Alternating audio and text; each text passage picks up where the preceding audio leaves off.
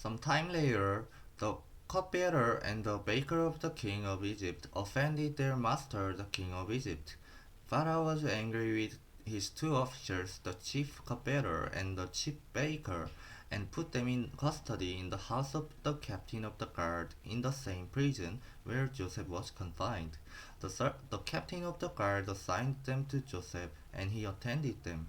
After they had been in custody for some time, each of the two men, the cupbearer and the baker of the king of Egypt, who were being held in prison, had a dream the same night, and each dream had a meaning of its own.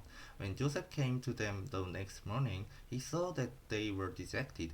So he asked Pharaoh's officers who were in custody with him in his master's house, "Why do you look so sad today?" "We both had dreams," they answered, "but there is no one to interpret them." Then Joseph said to them, "Do not interpretations belong to God? Tell me your dreams." So the chief cupbearer told Joseph his dream. He said to him, "In my dream I saw a vine in front of me, and on the vine were three branches. As soon as it budded, it blossomed, and its clusters ripened into grapes. Pharaoh's cup was in my hand, and I took the grapes, squeezed them into Pharaoh's cup, and put the cup in his hand." "This is what it means," Joseph said to him. "The three branches are 3 days. Within 3 days Pharaoh will lift up your head and restore you to your position, and you will put Pharaoh's cup in his hand, just as you used to do when you were his cupbearer. But when all goes well with you, remember me and show me kindness. Mention me to Pharaoh and get me out of this prison. I was forcibly carried off from the land of the Hebrews, and even here I have done nothing to deserve being put in a dungeon." When the chief baker saw that Joseph had given a favorable interpretation, he said to Joseph, "I too had a dream. On my head were 3 baskets of bread or 3 wicker baskets. In the top basket were all kinds of baked goods for Pharaoh, but the birds were eating them out of the basket on my head." "This is what it means," Joseph said. "The 3 baskets are 3 days. Within 3 days Pharaoh will lift up your head and impale your body on a pole, and the birds will eat away your flesh." Now the third day was Pharaoh's birthday, and he gave a feast for all his officials. He lifted up the heads of the chief cupbearer and the chief baker in the presence of his officers. He restored the chief cupbearer to his position, so that he once again put the cup into Pharaoh's hand. But he impaled the chief baker, just as Joseph had said to them in his interpretation. The chief cupbearer, however, did not remember Joseph; he forgot him. When 2 full years had passed, Pharaoh had a dream. He was standing by the Nile, when out of the river there came up 7 cows, sleek and fat, and they grazed among the reeds. And after them 7 other cows, ugly and gaunt, came up out of the Nile and stood beside those on the river bank. And the cows that were ugly and gaunt ate up the 7 sleek, fat cows.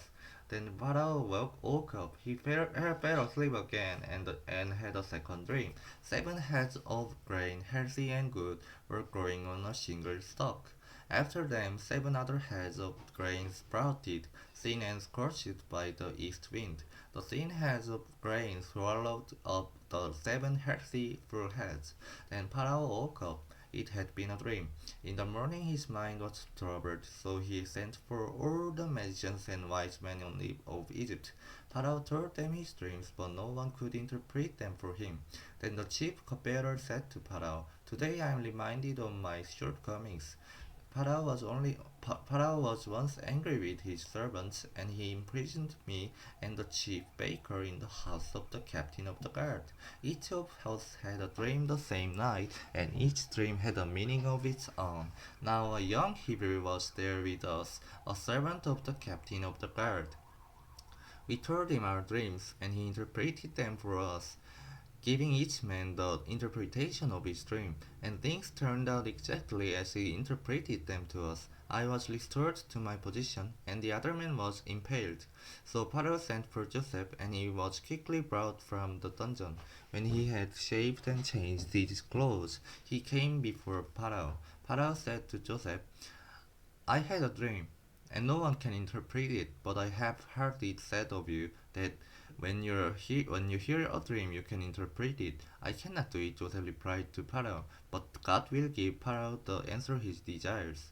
Then Pharaoh said to Joseph, in my dream I was standing on the bank of the Nile when out of the river there came up 7 cows, fat and sleek, and they grazed among the reeds. After them 7 other cows came up, scrawny and very ugly and lean. I had never been such ugly cows in all the land of Egypt. The lean, ugly cows ate up the 7 fat cows that came up first. But even after they ate them, no one could tell that they had done so. They looked just as ugly as before. Then I woke up. In my dream, I saw 7 heads of grain, full and good, growing on a single stalk. After them, 7 other heads sprouted, withered and thin, and scorched by the east wind. The thin heads of grain swallowed up the 7 good heads. I told this to the magicians, but none of them could explain it to me. Then Joseph said to Pharaoh, the dreams of Pharaoh are one and the same. God has revealed to Pharaoh what he is about to do. The 7 good cows are 7 years, and the 7 good heads of grain are 7 years. It is one and the same dream. The 7 lean, ugly cows that came up afterward are 7 years, and so are the 7 worthless heads of grain scorched by the east wind. They are 7 years of famine. It is just as I said to Pharaoh. God has shown Pharaoh what he is about to do. 7 years of great abundance are coming throughout the land of Egypt, but 7 years of famine will follow them. Then all the abundance in Egypt will be forgotten, and the famine will lavish the land.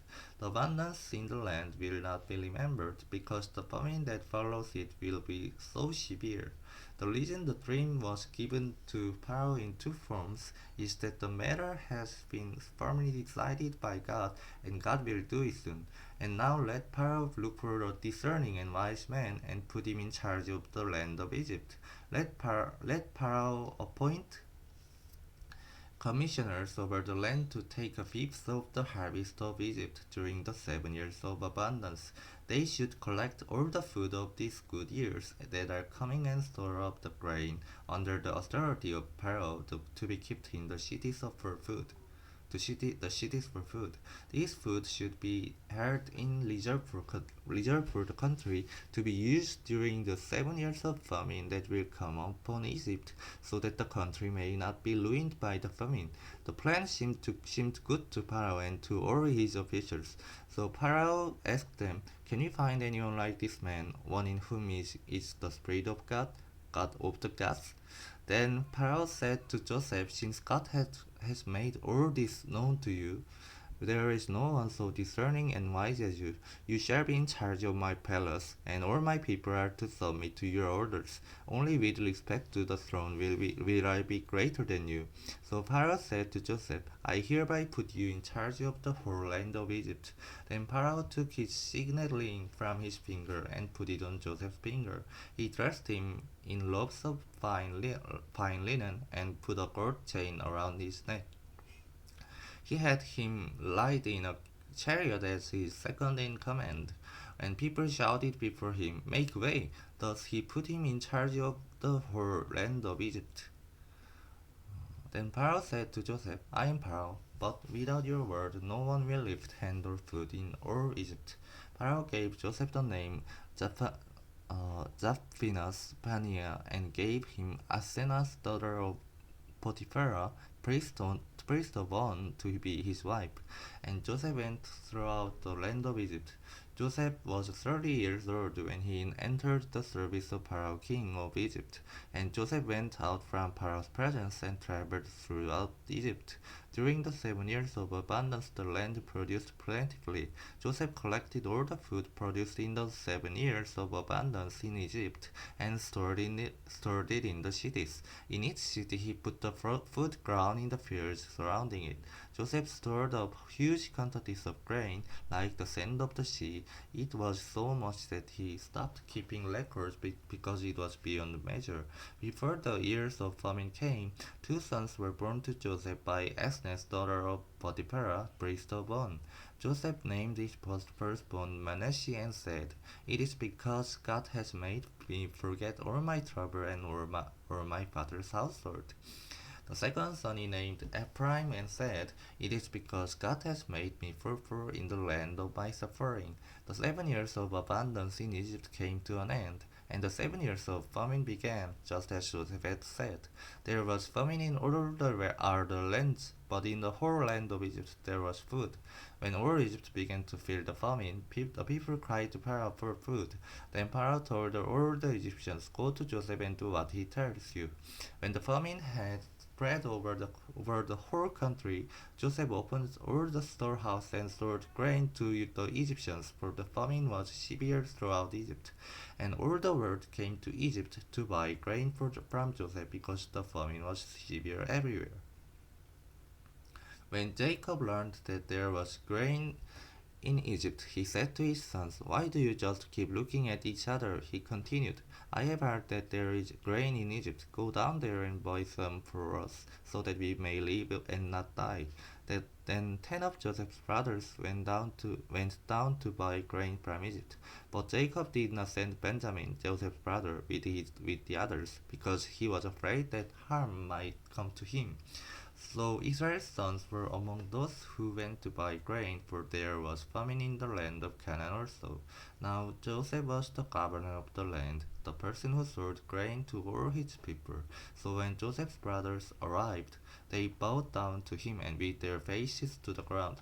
As soon as Joseph saw his brothers, he recognized them, but he pretended to be a stranger and spoke harshly to them. "Where do you come from?" he asked. "From land of Canaan," they replied, "to buy food." Although Joseph recognized his brothers, they did not recognize him. Then he remembered his dreams about them and said to them, "You are spies. You have come to see where our land is unprotected." "No, my lord," they answered. "Your servants have come to buy food. We are all the sons of one man. Your servants are honest men, not spies." "No," he said to them. "You have come to see where our land is unprotected." But they replied, "Your servants were 12 brothers, the sons of one man, who lives in the land of Canaan. The youngest is now with our father, and one is no more." Joseph said to them, "It is just as I told you. You are spies, and this is how you will be tested. As surely as Pharaoh lives, you will not leave this place unless your youngest brother comes here.